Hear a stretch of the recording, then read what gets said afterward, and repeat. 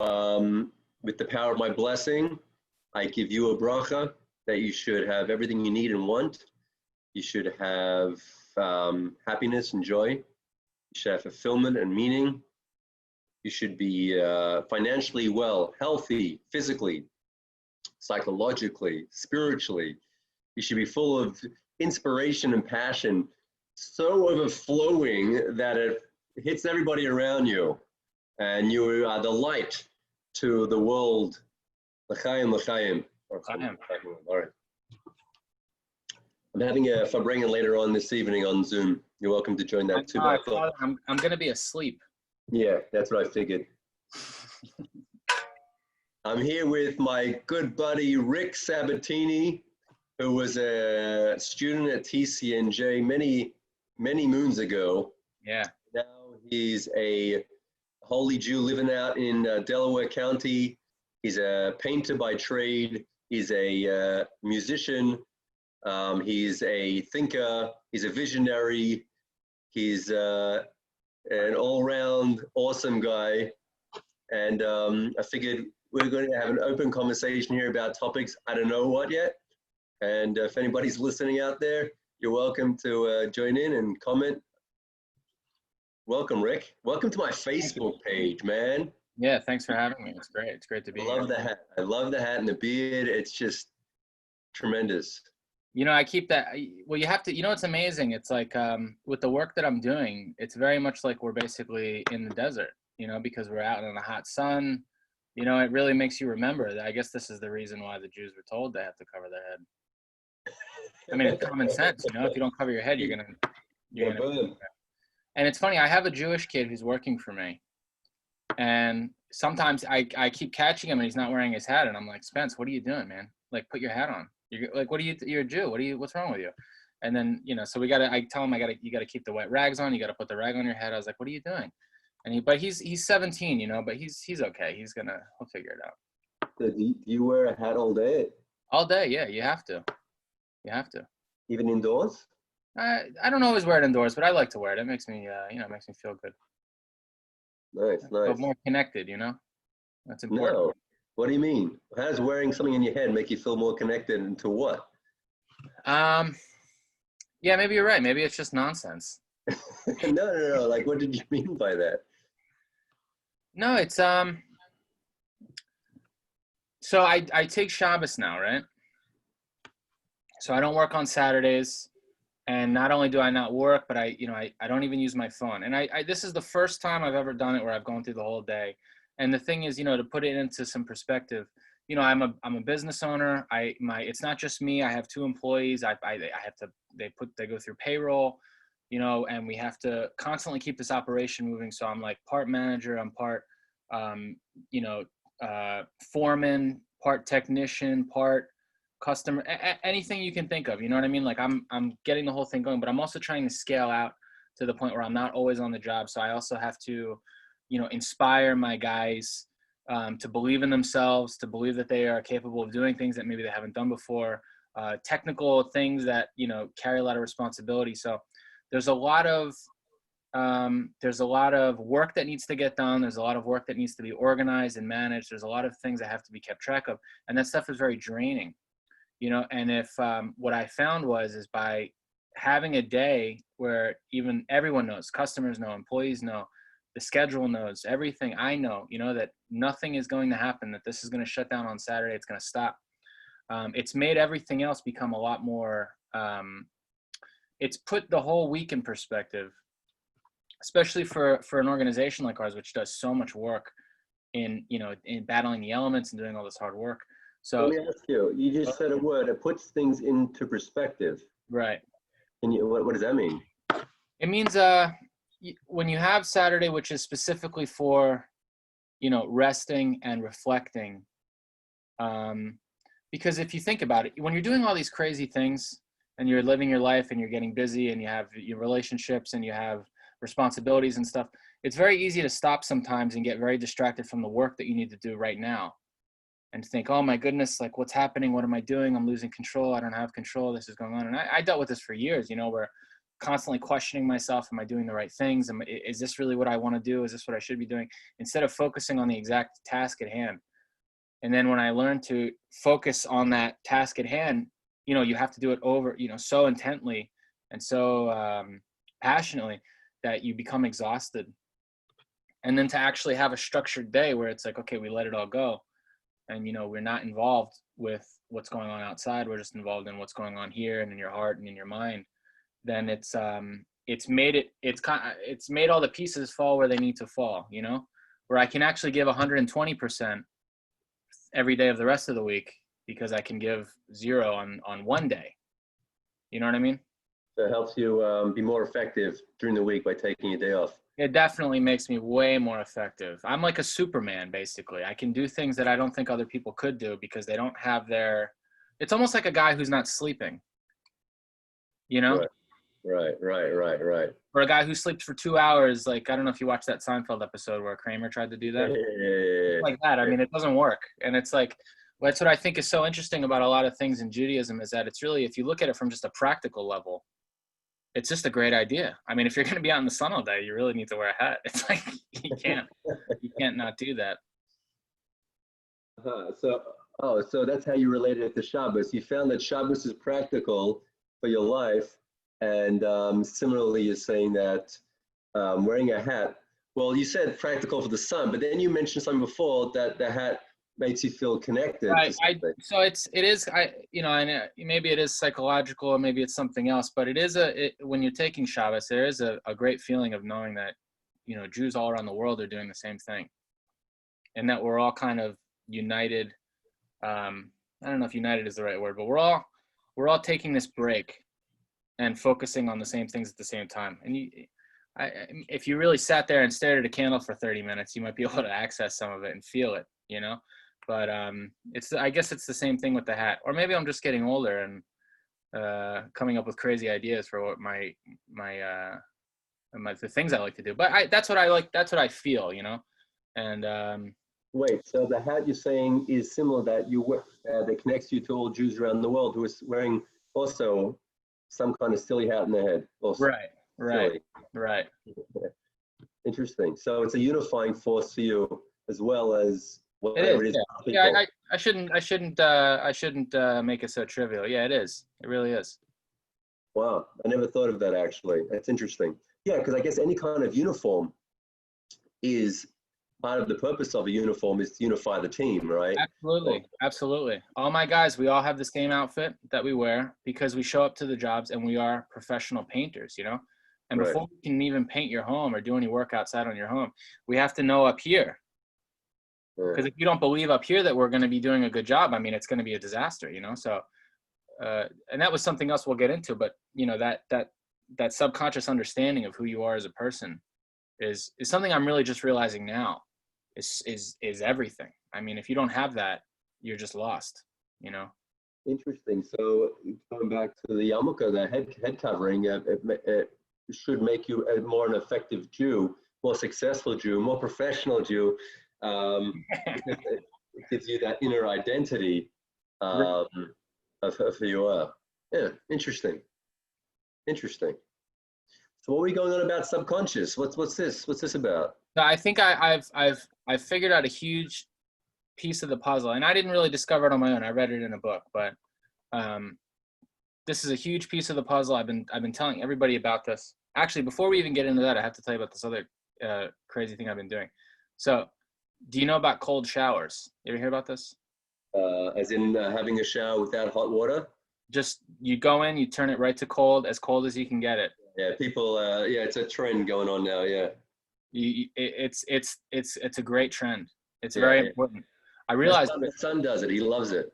Your son does it? Yeah. He's probably a very he's going to be a very successful person. I hope so. I hope so. Yeah. Because if he can willingly put himself in the situations that make him uncomfortable, and that doesn't block him psychologically, he's going to be able to do things that other people refuse to do. Yeah, he's got a good work ethic too. He likes to do crazy stuff. I mean, you know, like not crazy, like outdoorsy, put himself out there, and yeah. Anyway, so go on, cold shower. Well, the cold shower, whatever. That was a small part of it, but okay. So we look at the subconscious, right? And this is what I'm curious to see what you have to say is, what is the subconscious in your opinion? I think it's anyway. I'll tell you what I learned from this book, right? Is that the everything we tell ourselves, let's say you were gonna do. Did you do the painting at your house, or did you have someone else do it? I not yet. I've cut down the trees. I'm trying to get a carpenter to come and fix the siding and stuff. So whatever. So why is it that you feel like you would need to have a carpenter do it? Because I looked at it and it would take me so many hours to try and figure out how to do it and to do it myself that it's just not, and then just not worth it. So you're pretty sure it would take you hours. Yeah, I think I need more than one person. It's like I need to put up a big wooden plank across the whole garage side. You don't think you could maybe find, and this is all part of the we're doing an exercise here. I'm not just talking about nothing. You don't think you could maybe, well, if you could hire just a helper, you pay him 100, maybe $150 for the day, maybe 2 days you got to have him there. But if you had the guy there, do you think that the two of you would be capable of doing a good job? No, it would take me too long to research and I'd have to fail a few times first before doing it. It's too big of a job. I've looked at it and it's like the whole wall has to be replaced. It's really, really bad. Right. It's really bad. Right. It's really bad. So really what's going on here is that you have this belief about the job, and who knows if it's true. Whether or not it's true is irrelevant. It doesn't matter. Okay. But you're basically, while you're saying this to yourself, oh, it's multiple things. It would take me hours to understand this. It's meaning like it's so out of my realm that the amount of time it's not worth it, and it's such a big project, and we would definitely mess it up, and then we would have to learn from those mistakes and continue to do it. So while you're saying these things to yourself, you're also giving instructions to your subconscious mind, and you're telling your subconscious mind, this is too big for me, too big. Not for me, not. And maybe you're right. Maybe it's well, I mean, being right is I get what you're saying, but you're probably referring to if I would say it's too big for me to be ever able to do this, right? Well, no, not even that. It's even in this situation, because really, I would say the only difference between even you doing this job and my employees doing the job, who probably have never done it either, would that they would be telling themselves, well, I have to do this. My job depends on it, and in a way, as a result, my life depends on this. So I have to do this. I will do this. I will accomplish this. And they send that message to their subconscious mind, and their subconscious mind will change the way that they view. Now, so here, actually, I'm going to go off on a quick tangent, and then I'm going to tell you where this is all getting to. Okay. In the Korean War, right? The United States was at war with Korea, but it basically became a proxy war with China. And what was happening was that the Chinese had captured a bunch of American prisoners of war, and the Americans started to realize that for whatever reason, the Chinese were flipping a lot of American soldiers. They were all defecting. Not everyone, but a lot of them were defecting to the Chinese side, and they didn't know why. So when they started to come back, they were asking the guys what's going on in China, and they said that what the Chinese would do is when they would capture them, they'd bring them into an interrogation room, and they would say, will you write down on a piece of paper that communism is better than capitalism? And they would say, no, I'm not going to write that down. I don't believe that. I would never write that down. And they'd say, okay, well, surely you don't think America's perfect, right? And they'd say, well, yeah, America's not perfect. And they would say, okay, well, will you write that down?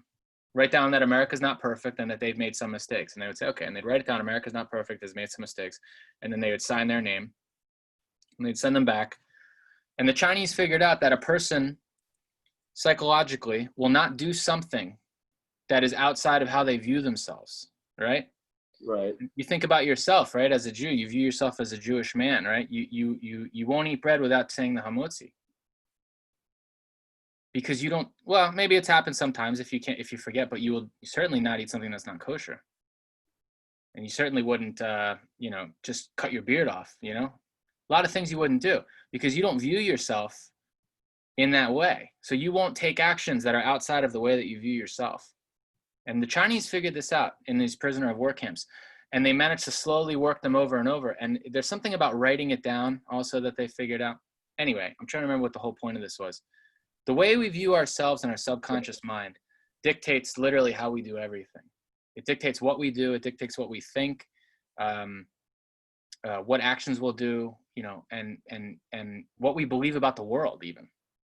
That's so interesting because I was just reading, you've heard of Tanya? It's like the source book of Chabad Hasidism, mysticism. I've heard you mention it before, but I don't know a lot about it. So basically, the main, you could even summarize the entire book and all the bookshelves of commentary that comes along with it, to the point that you're saying, because it's a guidebook of how to be the most successful Jew that I could be, right? Right. It's a guidebook. And its core point is exactly what you were saying. Right. And if you really get and understand who you are as a Jew at your core, and you see yourself as your identity, then you'll naturally be successful at it in a healthy way. And the whole book is about explaining yourself, explaining what your core identity is in a way that you can understand it. Because if you don't really understand who you are, it's very hard to see yourself as that. I mean, you could brainwash yourself, I am a robot, or like whatever you want, but that's not very healthy, right? If you really understand and get who I am at my core, then I will naturally flower and flourish in that role. The only thing I disagree with is the phrase brainwashing. I think it might be a little too negative, because if you think about it, what if you already are brainwashed to do a bunch of negative things? You would really, what you would need to do is reprogram yourself. Right. So brainwash, you're right. I used it in a negative term because that's the way it's usually used. But yeah, I mean, everybody needs to wash their brain from time to time. In fact, every day. It's a great thing. But, yeah, I was using it in a negative term. Yeah. You know, what if you think about it, you know, like, what are some things that people don't get to choose about themselves? You know, like maybe we would say, you know, you don't choose what you dream about when you're sleeping. You don't really choose your interests. Well, you kind of dream about what you think about during the day, right? Maybe, you know, but maybe you also have dreams that you're building like some structure with, you know, your old landlord or some crazy. Because you thought about your landlord during the day. Potentially. But I've had dreams that had nothing to do with what was going on in my life at the time. Yeah, but your mind is always running, right? Do you think, well, what about, okay, so we'll say, I don't know if people choose their compulsions. Okay. You know? So let's say we have this compulsion, and I'll get, you know, for my own example, I did some self-programming on this recently. So I had a big problem biting my fingernails since I was a kid. I just always did it. And I told myself, I bite my fingernails. I wish I didn't, but I do, you know, it's just what I do. And I wish I could stop. But I can't. That's what I would, you know, and I didn't realize what I was doing to myself, but I was basically telling my brain, hey, let's keep biting the fingernails. Let's do this. And then I just recently stopped. And now I say, I don't bite my fingernails, right? I just tell myself, I don't do that. Yeah. I don't do it. That's not who I am. You know, I wear the hat. I don't sleep in until 12 PM, right? I don't bite my fingernails. Yeah. So I still have the motor memory to put my hand to my mouth. But now when I'm about to do it, I say, no, I don't bite my fingernails. So then I stop, right? So that's some reprogramming. That's a compulsion that I had. I didn't choose to start that compulsion, but I did choose. Where do you get the ability to overcome that compulsion? So this is what I think is the trick, and this is what I think is the secret. You just tell yourself. You just talk to yourself. You know, you say, I don't do that, even if you don't believe it. Yeah, but the other side of you says, yeah, I do it. I've been doing it for years. This is the other side of yourself doesn't talk back. It just takes commands. That's what I think. What's the compulsion? Isn't the compulsion the other side talking to you? Well, the compulsion is really its own way of communication. the compulsion is really just a maybe. I mean, the compulsion could be coming from anywhere, but it's really a habitual action that you're taking. You know, maybe it started off as some kind of programming from somebody. You know, who knows? We have to go deep into the human psyche. Maybe somebody told you when you were a kid, "Hey, you're no good, you're dirty," and you started, "Oh, well, I'm no good, I'm dirty, I'll bite myself," and then you just do it. And maybe it's not attached to being dirty or no good, but the negative action continues. Right.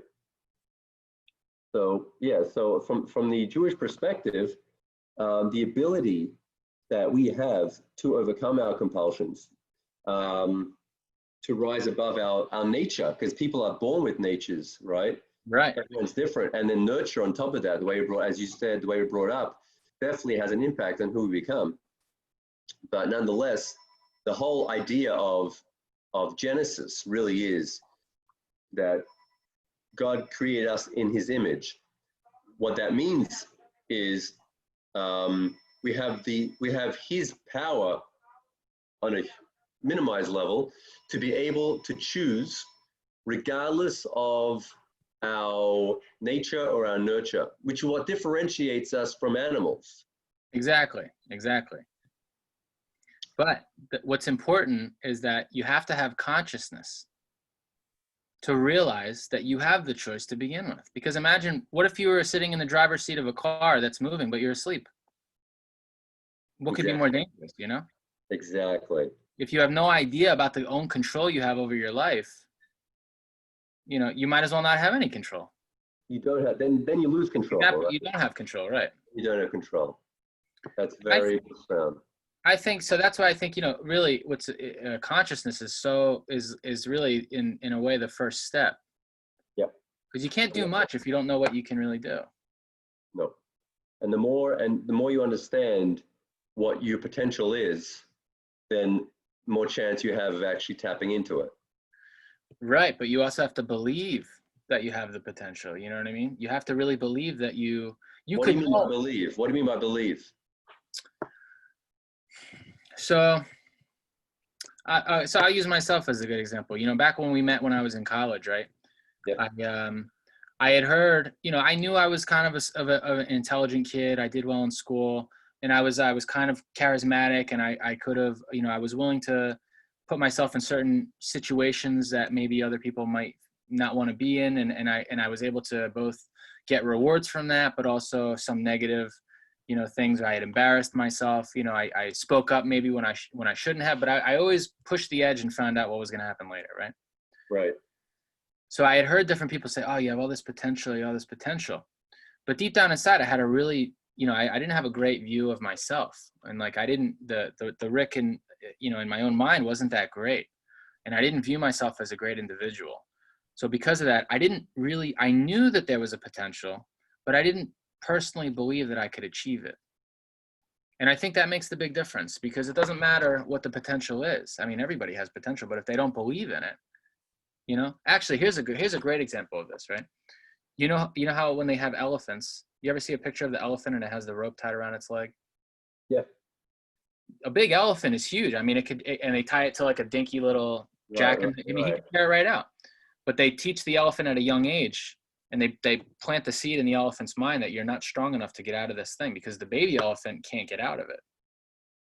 And the elephant grows, his body grows so big, but his mindset never changes. Right. I saw an experiment they did with these certain type of bug that they put in a jar, and the jar said, and they would just fly around this jar, which is closed with a cap.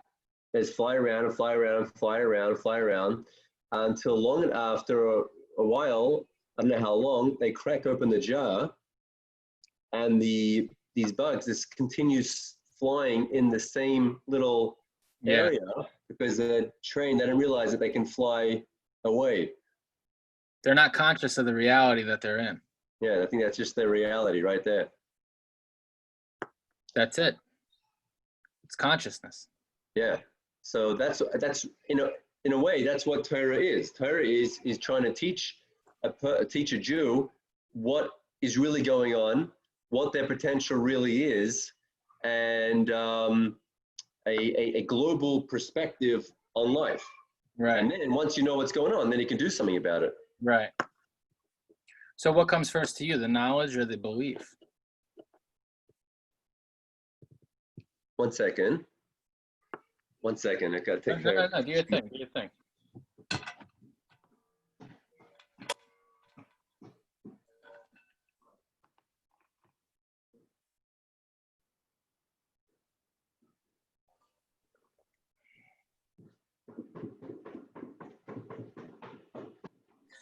Rick, you have to speak to the screen. You're on Facebook.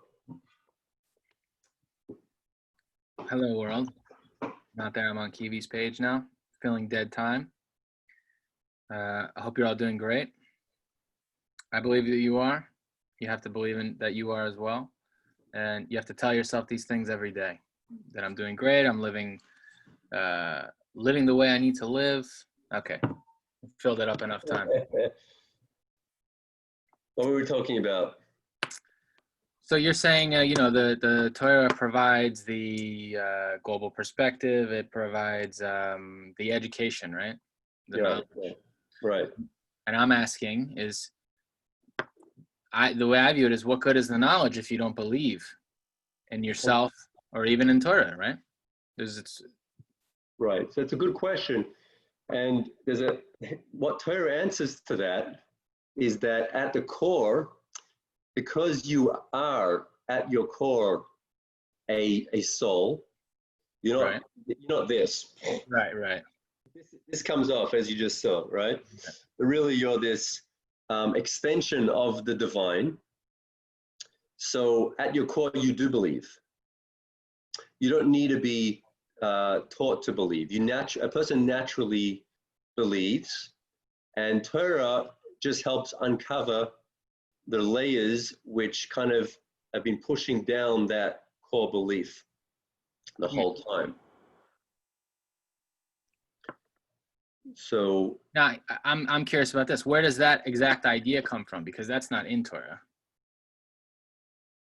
So Torah is made up of the written word, 5 books of Moses, right? And the prophets.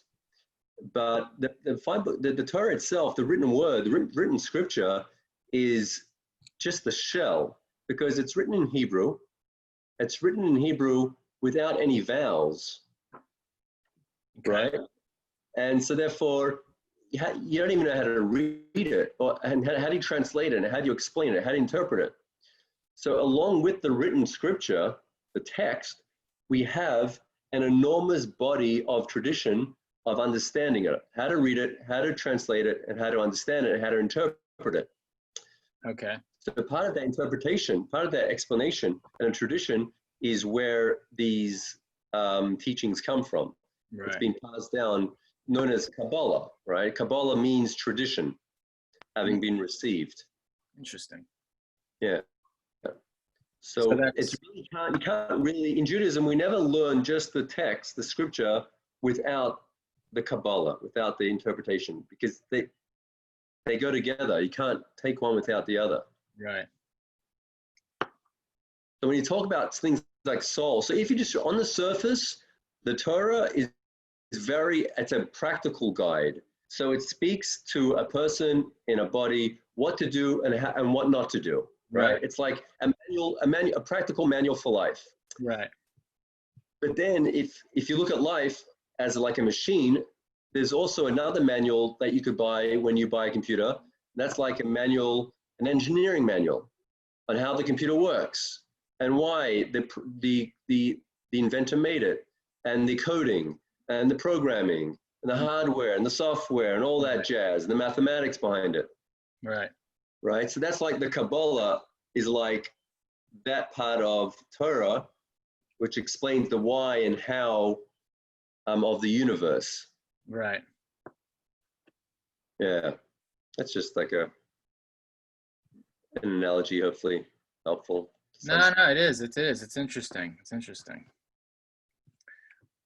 All right, I got a crazy idea for you. I want to see. I'm very curious to see what you say about this. Go ahead. you know, the last week I had a bit of a bit of an identity crisis. You know, I had to come to terms with some things, and I realized some things, and so very, very interested to see what you think about this. All right. So, you know, I had a rougher childhood, you know, I grew up with a lot of self-esteem issues looking back on it. And you know, for a long time, I didn't feel like I was a special person. You know, I felt like I was less than, you know, in the general population. And I think a lot of people feel this way. I almost felt like some people, I had a friend tell me he calls it imposter syndrome, where you feel like you really don't deserve anything. You know, you feel bad about your being, and it's a terrible way to live, and it's a terrible way to look at the world. But that is, you know, that was my true experience. And I didn't find out I was Jewish until I was maybe 13 or 14, right? Because my mom, she grew up in a very her mother married a non-Jewish guy after her divorce from her Jewish husband. It didn't work out, and then didn't raise her to be Jewish. I think I just picked my I'm bleeding a bit, and then. So she didn't grow up with any Jewish education, and then she continued the trend. And so I come from a long trend of secular Jews who just, you know, didn't care, right? Whatever, not important. So I learned I was Jewish, and I said, "Oh my goodness, I have this thing about me. There's something about me that is special, right?" So as I got older, I noticed that sometimes I would, you know, like I did stand-up comedy at a certain amount of time. It takes a lot of charisma, a lot of courage to do that, right? To go up in front of people. And I almost felt, I said, you know what? Jews do this, right? This is what Jews do. Jews go up and Jews are funny and Jews do these funny things. And that's why I'm doing this. It's because I'm Jewish, you know? Because Rick is, this is a little crazy. I'm like, yeah, I know. You start bleeding and you can't stop. Hold on. Business. I said, oh, even better. You know, Jews are always starting businesses, and I'm continuing the proud tradition of being a Jewish businessman. This is what I do. And then, you know, I think deeply about things, and I try to educate myself, and I learn about the spiritual side. I said, of course. Why not? Why wouldn't I do these things? I'm a Jew. But then I come to terms with it. I think one day, I say, wait a minute, what makes me special? Am I special because I'm Jewish, or am I special because I'm me? And then I said, I'm not sure. So I'm curious to you, what is it that makes a Jew special? Is it their Jewish identity, or is it who they are as an individual? And on top of that, is there more to life than being a Jew? Is it more to life than being a Jew? So it's interesting because, I mean, everything is special, right? Every blade of grass is special. Every existence itself, the fact that it is the craziest, mind-blowing idea.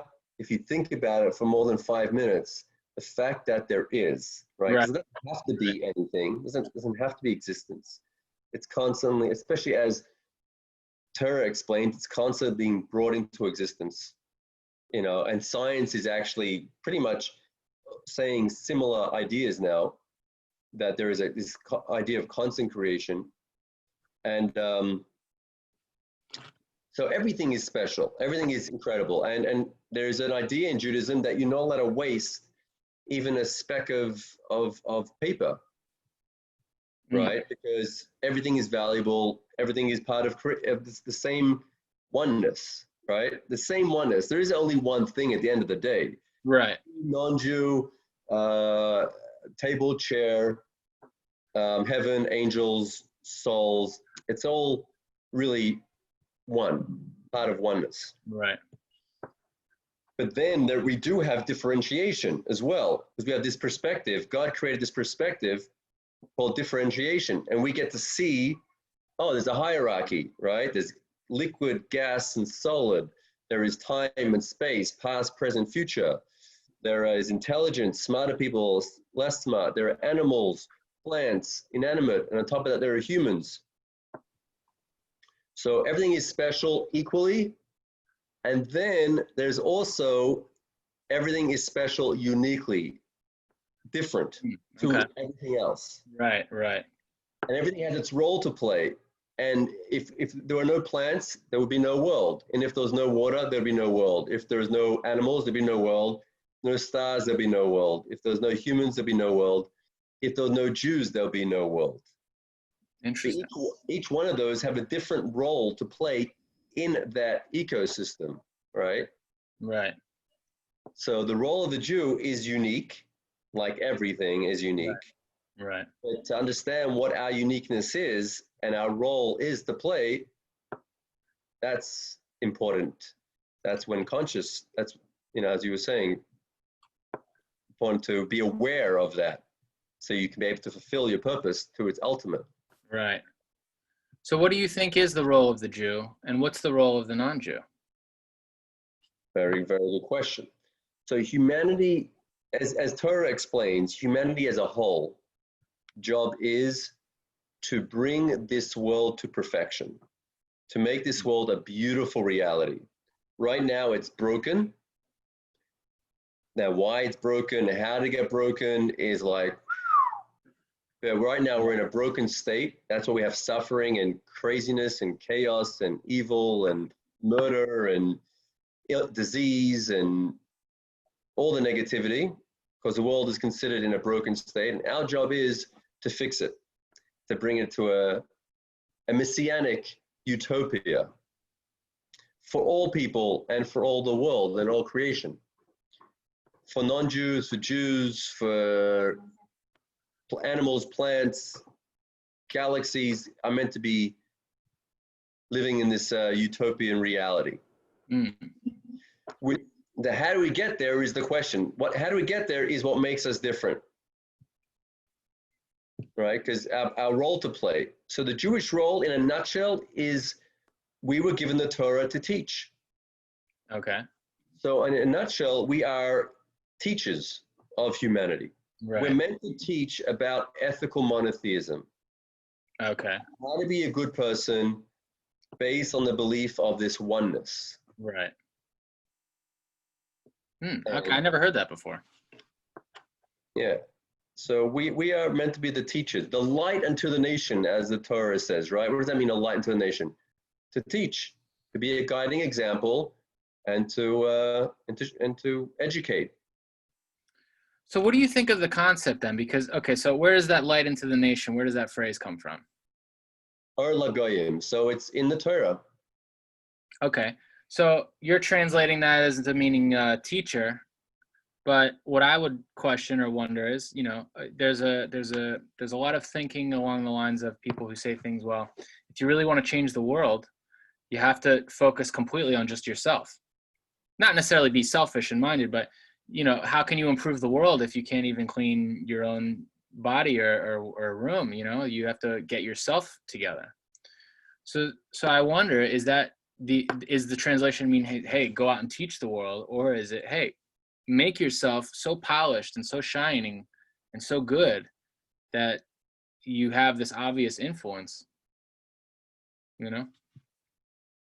Very good question. And I think anyone who's a parent or a teacher can understand that you need to be doing both at the same time. Okay. Because on one hand, you're right. If you're just a slob and a mess and your life's a mess, it's going to be very hard to inspire other people. Right. But at the same time, by trying to inspire other people, it makes you a better person.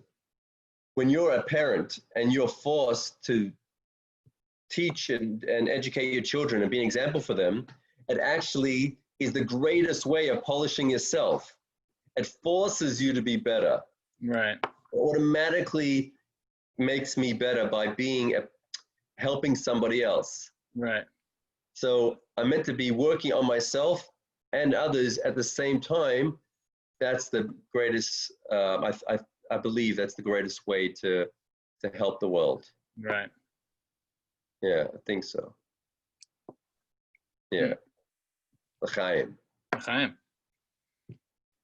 That's what I do every day. I think it's a beautiful thing to really to be a painter. It would have been good to know about it earlier, but it's fine the way it is. But I hope more people get involved in it. It's a very exactly what you were saying, right? We go in to make the world a better place and to beautify it, right? That's what I'm doing. I'm out here doing that. Yeah. Yeah. You're physically beautifying the world by painting. Taking it literally. You're literally beautifying the world. And so you're taking care of the external part of the world. And at the same time, you're working on the inner side of the world, which is, in here. Well, it's interesting. I'm not just working on the external physical parts, because if you think about it, right? Let's say I come into your house and actually imagine a hoarder for a moment, right? Yeah.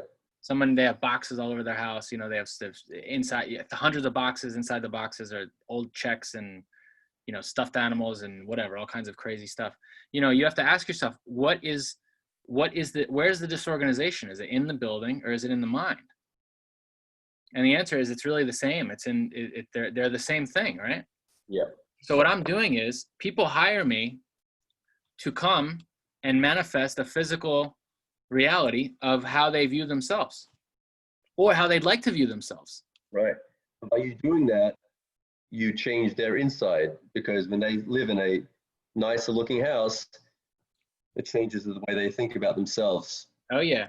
And think about it. What if I go in and I don't really care so much about the important things? What if I don't care nearly as much as they care? And now I've done this work for them, but I've left something that's very bothering them, right? It's bothering them. Why would it bother them? Because they go in and they have a different view of themselves. And they would look at themselves and they say, no, I'm an organized, clean person, but I see this thing in my space and it drives them crazy. And I would never want my work to make them start to feel, well, maybe I don't deserve to have the cleanest home. It's very psychological. It's very crazy. But and the fact that they trust me and my crew to come in and accurately do that reflection for them, it's beautiful. So yeah, we do, we do some psychology, we do some spiritual stuff, economics, and and then we do the physical work. But yeah, it's deep. Imagine. And what about actually painting itself? For those hours as you stand there and paint, what goes on? It's got to also, have an effect on the way you live your life, understand life, the way your mind works. What I tell my guys is, I say, and some women, I've had some girls working too, but I say every job you do is a self-portrait of who you are as a person. Every job is a self-portrait of the person who did the work. So you show the world who you are by the way that you do your work. So I say, keep that in mind on these jobs. Keep that in mind, because you're showing me who you are, not by how you are here, but how the work looks at the end. So put your signature on it and make sure that you're proud of it. Show me who you are. And they're like, what? It's they're not ready for that. But I actually have my guys. It's crazy. I've actually been doing the Chinese prisoner of war thing with my employees. I have them write down on a piece of paper, I am a great painter. I learn new things very quickly. I get 1% better every day, and I have them sign it. And they have that mentality now, with all these, and what's really amazing with all these, I'm not even doing anything that's really I'm not doing anything, what I would think is weird. I think everything I'm doing, I'm just making my guys very conscious of what we're actually doing. How often do you get them to write that? I only had them write that once. It's just when they start, I make them write that down. And because I set the standard in the early, is that I let them know it's very important what they say to themselves, because some of the work we do is pretty complex. It's not just, there's a lot to it, and there's a lot to remember. And it's very easy to tell yourself, like, oh, it's so hot, it's so hard, I'm so tired, You have to get rid of that mindset if you want to actually do what we're trying to do. Yeah, I was reading it just recently about Hasidic contemplation.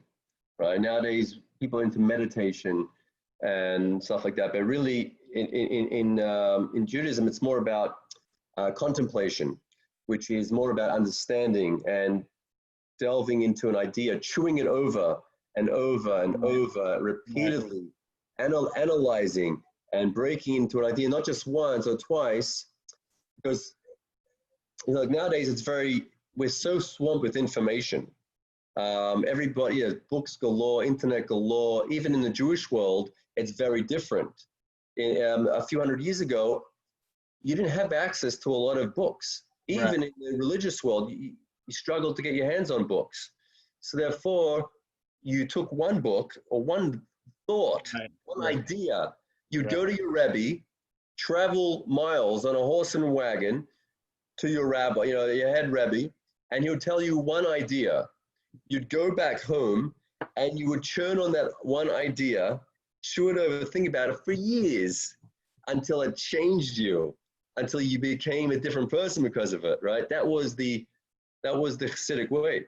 Nowadays, there's so much information. Read it once, you put it away. You next meme, next meme, next meme. You know,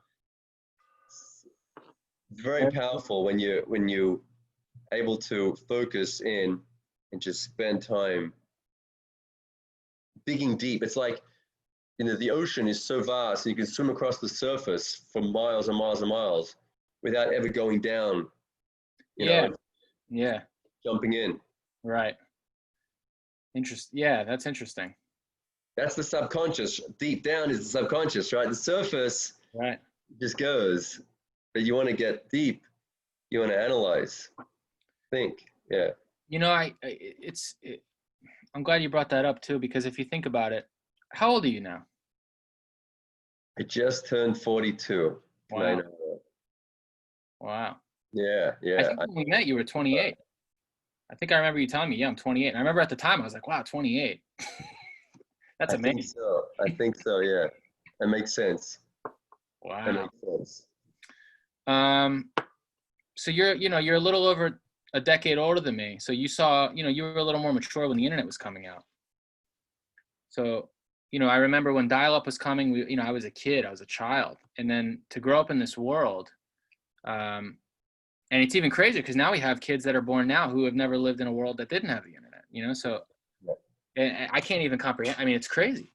So with all that information, it's like if you don't disconnect, because now we don't have the option unless you really make a deliberate choice to disconnect. Yeah. We have an entire part of the world now that doesn't even understand has no comprehension of the separation, and it's all becoming one. That's what I realized when I started to take Shabbos. Yeah. Was it kind of blew my mind a little bit that you could really get away from it all and get back to real life, because really all of this stuff with this information, it's other people's perceptions, it's other people's ideas, it's people's opinions, you know what I mean? It's a bunch of deranged people who have crazy ideas, and you're feeding your mind with these things. It's when you starve it for a day and only focus on recharging and spiritual things. And I'm just scratching the surface. I've gone very, very shallow into what Shabbos really is, but I just think it's very important, especially for my generation and all of the ones below me now, which are becoming more and more now, that there's so many people that they've literally maybe haven't gone a whole day in their lives without using a phone. I also love the fact that there's a mini Shabbos every day. And that's the davening, right? That's the prayer session, which is meant to be the same effect, the same thing, just on a smaller scale, and where you get to dive down again into that world of perception. I always wondered as a kid why are the prayers the same prayers every day? It's the same siddur, it's the same prayer book, the same pages, the same words. I'm like, it didn't make sense to me why we're davening the same thing. But now that I'm older and I'm all this just information overload, I realize the power of digging deep rather than just covering ground. Right. Is like, it's so refreshing. It's like I want to go back to that place every morning. I'm looking forward to diving again. Right. Into those same words, but this time I want to go deeper. Right. I want to see the new coral at the bottom, the new fish. I want to, explore more. It's just it's a nice little daily Shabbos experience. It's interesting. I was even asking myself today, right? Because when I took Shabbos, this past Shabbos, I was like, all right, I'm gonna meditate a bit, because I was getting into all this like self-talk, right? Like I'm telling myself these positive, like I don't bite my fingernails, I'm very focused on my work. I I wake up and I get right to my, I'm telling myself these things, and I'm reprogramming myself. So sorry, let me go deep into like a meditation, and then I'll do this. It'll be more powerful. So I had a candle and I was staring at the candle. I stared at the candle for 30 minutes, right around 30 minutes. And when I was done, I was honestly, I felt I was like high for like a few hours. I almost felt like I was a low flying plane for the day. And I thought I shouldn't do this during the work week, because I don't think it's a good idea. So I'm curious, it's hard for me to imagine that you're davening like this and you don't have any kind of effects. Well, the effect, there is effects, and it's a beautiful effect. The effect is that things don't get to you as much, they don't overwhelm you as much, because you're now going to be living in a reality where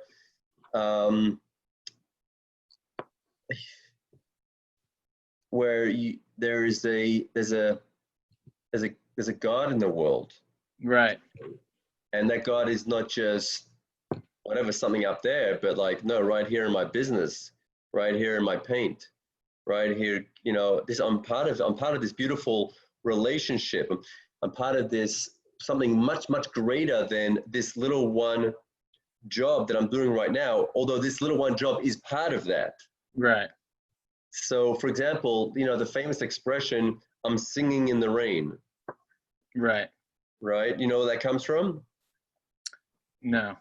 I mean, I know the movie. Yeah, the movie. So what's the scene? Why is he singing in the rain?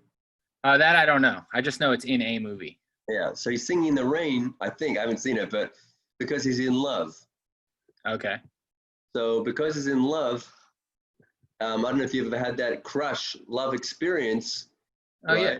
Where you first find out that, oh, I like you and you like me, and it boom, and the fireworks explode in your head. Right. Right. So you don't care that it's raining outside. Right. You're just in love. You're in a Right. different reality. Right. A person walking down the street miserable that he's getting wet, and you're like singing. Like, it not only doesn't bother you, it's enjoyable, the rain at that point, Right. because you're in like la la land. Right.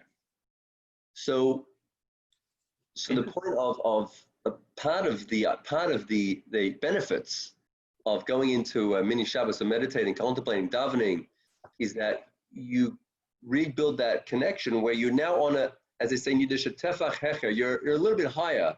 Right. In the ground, the nitty gritty of life. Right. Yeah.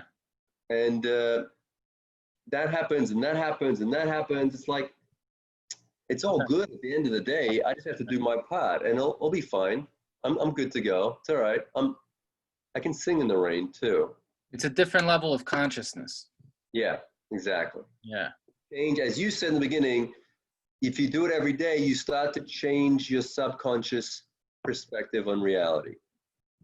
And I've been experiencing some of that. And what do you think about that? What do you think about the concept of see, I've heard people say, I used to think this was all very hokey stuff, right?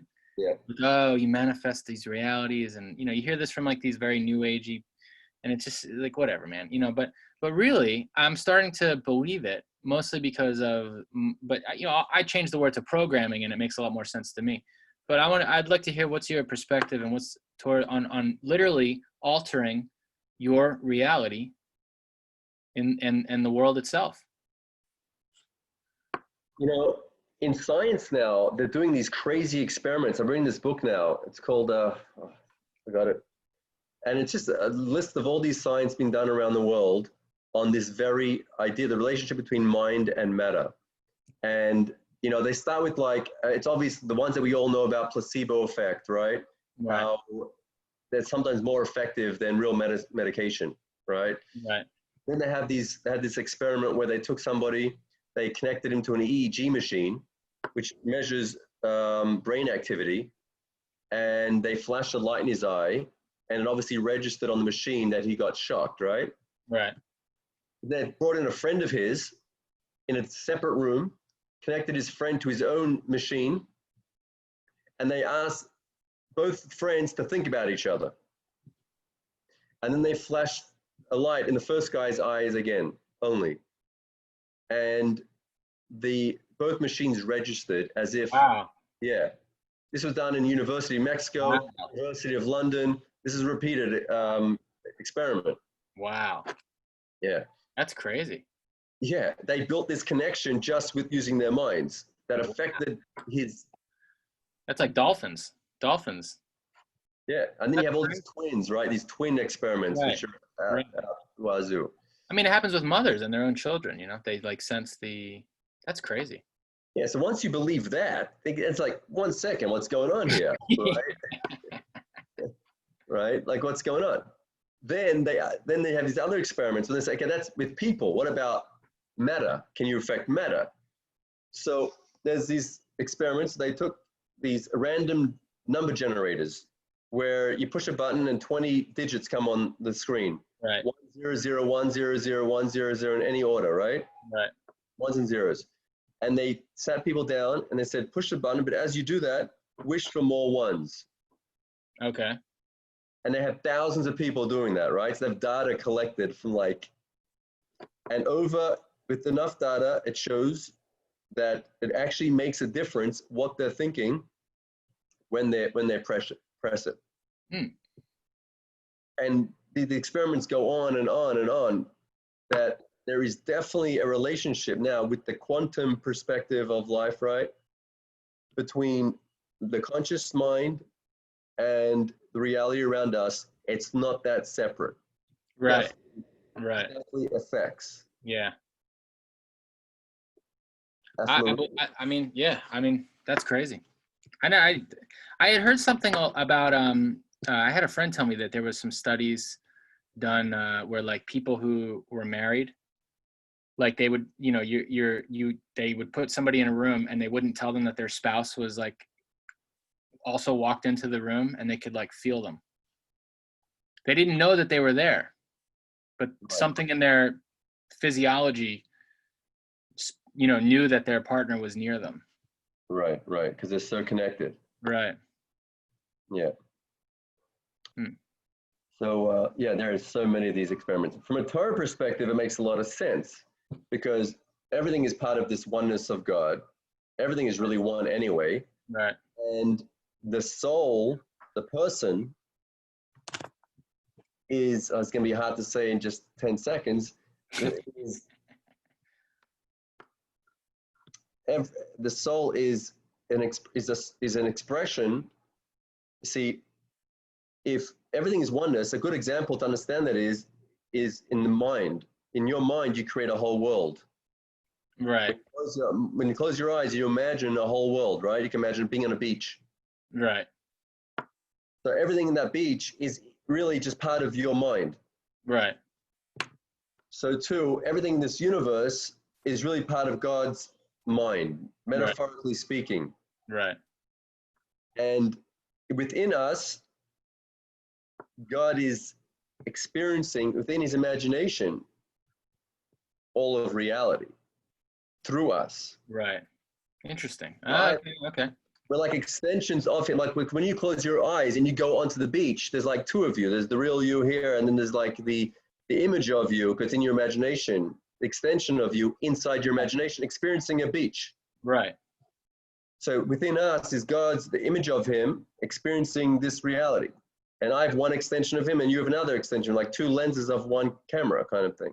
So you're saying we are the extension, or we are part of the extension, or we have the extension inside of us? Your core identity, who you really are, deepest there's many subconscious levels, right? Okay. The deepest subconscious level is literally an extension of the creator of this craziness. So I'm with you on that. I never heard that before. That's pretty crazy, and I'm in it.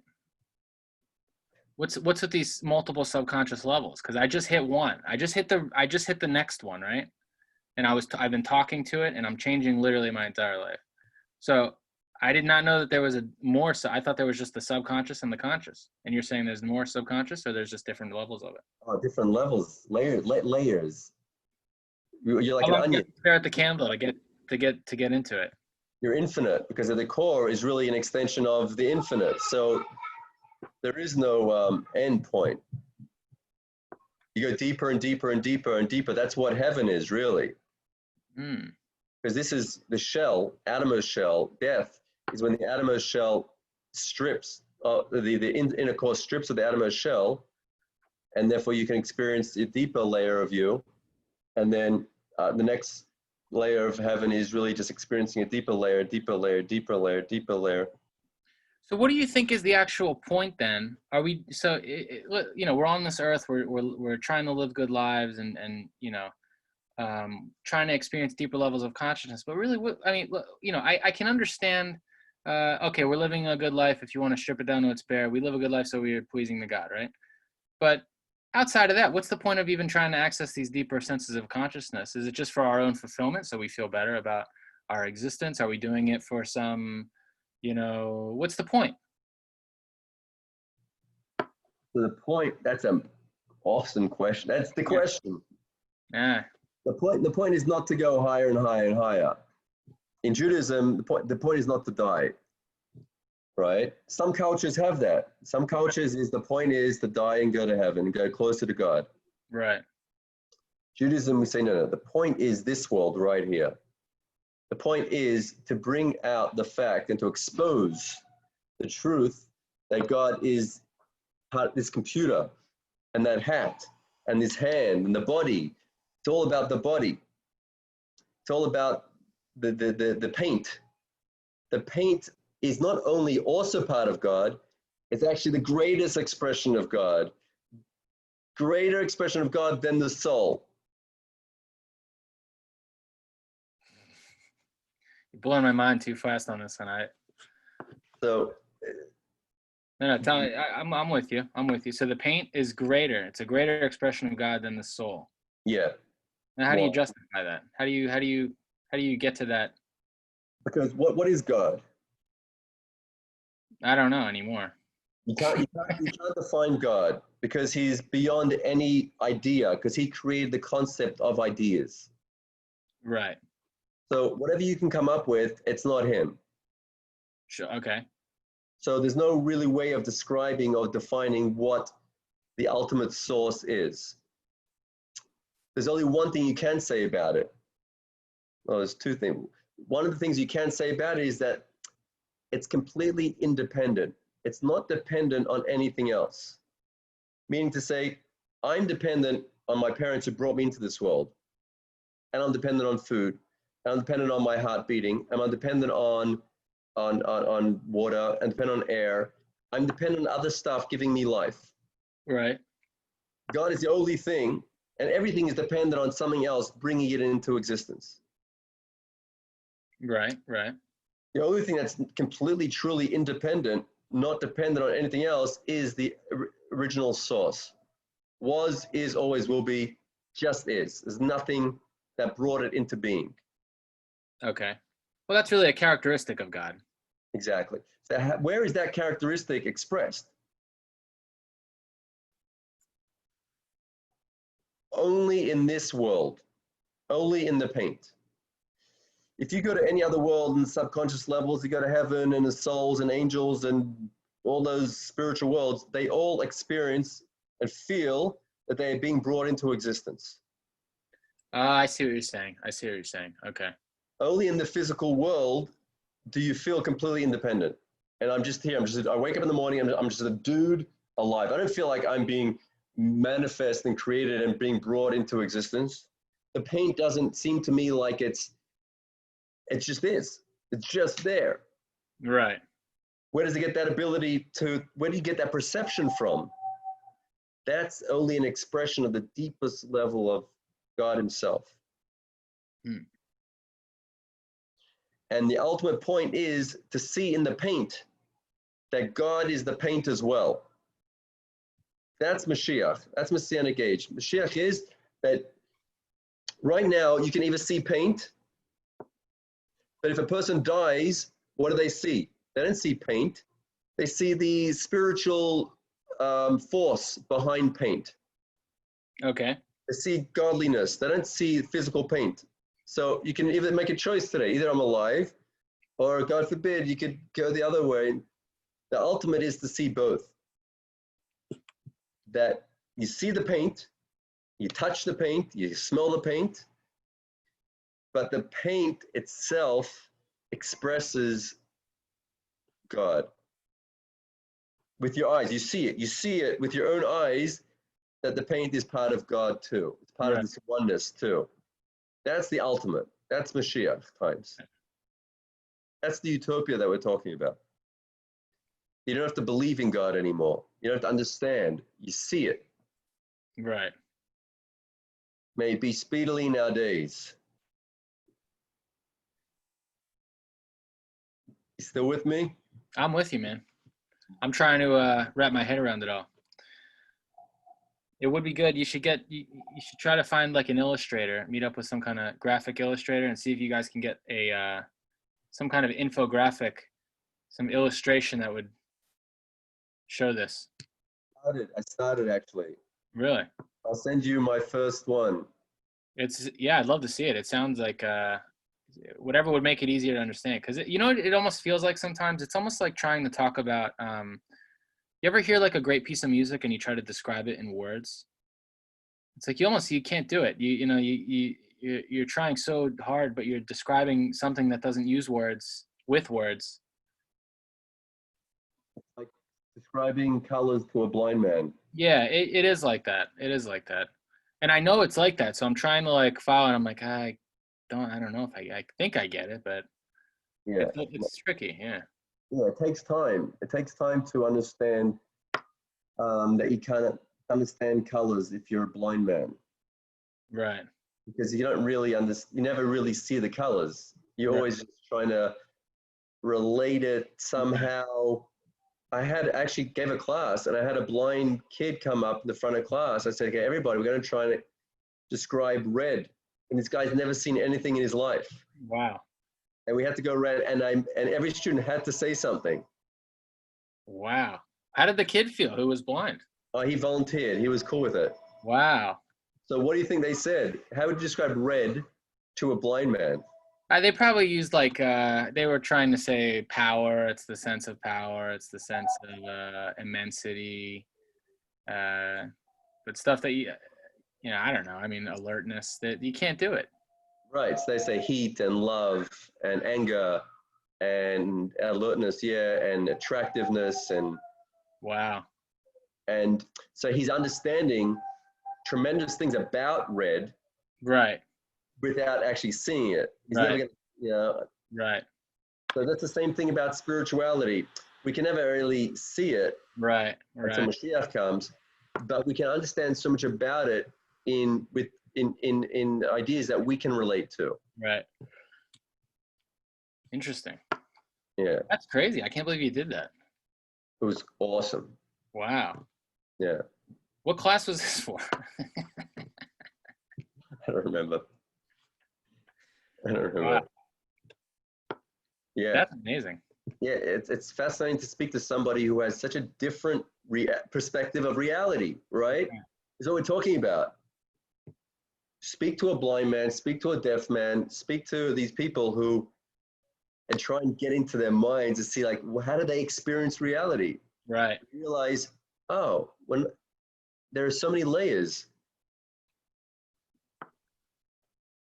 Wow. Did he does the blind guy, did he understand the concept of colors? I mean, does he have any idea what a color is?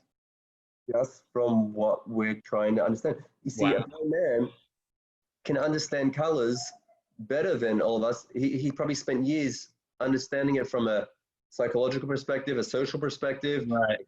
Physics, you can go into colors, physics, and spend your whole life understanding red. Mathematically and I don't know.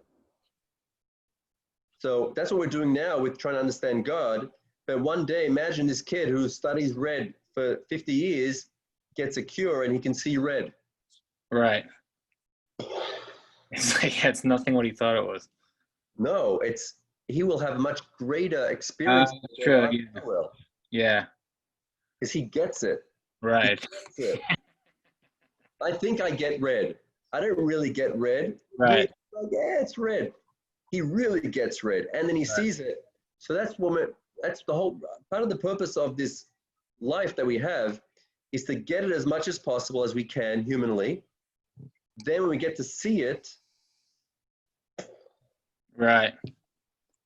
Wow. oh, that's red. Right. Ah. Right. Wow. Wow. Wow. That's amazing. Yeah. Wow. Wow.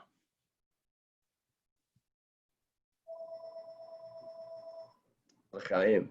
Same. You should be very blessed. I am.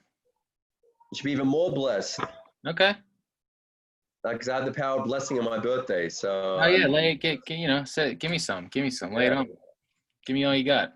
You should have clarity, Mm.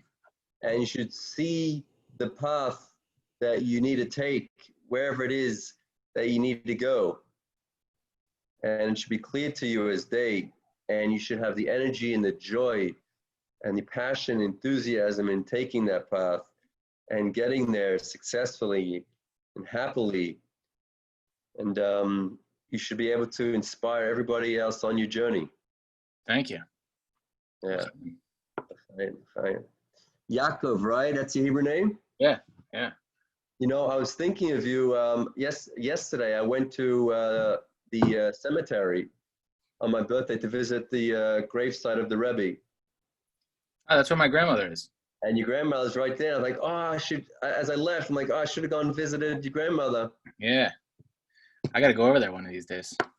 I'll go with you. Yeah? Mm-hmm. Yeah, that'd be good. Let me know when you're in the north. You remember when we were over there? We were like, From Facebook. what's that? I'm going to say goodbye to Facebook. Okay. See you later, everybody. Thanks for joining us. See you guys. I'm going to take it off recording. All right.